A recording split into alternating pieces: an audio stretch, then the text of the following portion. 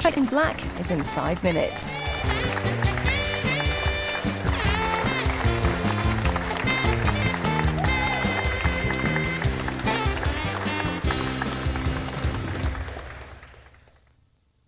This woman is wanted for giving away state beauty secrets. She's also been on the run ever since the end of her last series. Operating under the code name Larry Turner, she's known to receive help from top hairdressers and makeup consultants. She's dangerous and carries an extensive range of devastatingly practical beauty advice that could put these girls out of a job. We can't have everyone looking like models, can we? Looking Good starts tonight at 8:30 on BBC2.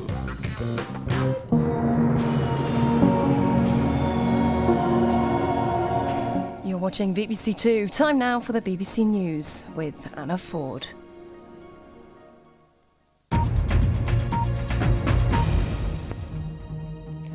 Good morning. The fire on board the cargo ship Ever Decent in the English Channel has been contained, but it may be another 24 hours before it's finally put out.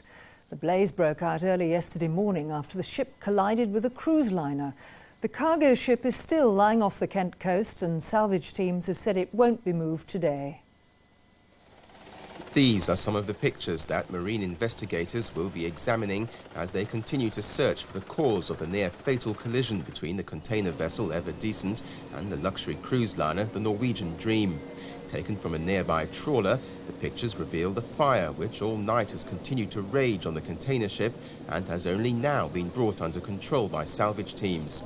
And while the damaged cruise liner, showing all too clearly the scars of the collision, remains docked at Dover, shipping experts are already discussing the possible cause of the accident.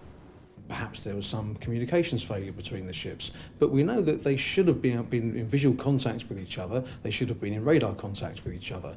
So somebody somewhere should have made a decision or wasn't keeping a watch out clear enough. The Ever Decent has now been attached by line to a tug, while a decision is made on where to take the stricken vessel. Officials in Turkey have revised downwards the number of people who've known to have died in last week's earthquake. Yesterday, the main crisis centre said about 18,000 had been killed. It now puts the figure at 12,500, but many more are missing, and the Turkish authorities are still coming under attack for their handling of the disaster. There's more evidence of a surge in house prices. The Land Registry, which collects the details of every house or flat sold in England and Wales, says prices are rising at their fastest rate since the boom of the 1980s. Only York, Derby, Swansea and a handful of other areas, mostly in Wales, had lower house prices this year than last. The Home Office will publish figures this morning showing the number of asylum applications made in July. The government's already been criticised for the huge backlog of asylum applications waiting to be processed. The Immigration Service Union says a record 68,000 applications are expected this year. 4 men accused of trying to sabotage floodlights at Premiership football grounds are being sentenced this morning. The men, who belong to a betting syndicate, are accused of trying to tamper with the lights at Charlton Athletics ground in February before a game with Liverpool. But they were arrested before the match took place. A solar-powered car built by students from London is getting ready to take part in this year's World Solar Challenge in Australia. Mad Dog 3, which was designed at London's South Bank University, has a top speed of 58 miles an hour. It'll be the only British entry in the race, where it'll be competing with solar-powered vehicles from across the world. That's it. More news at 12:05 over on BBC One.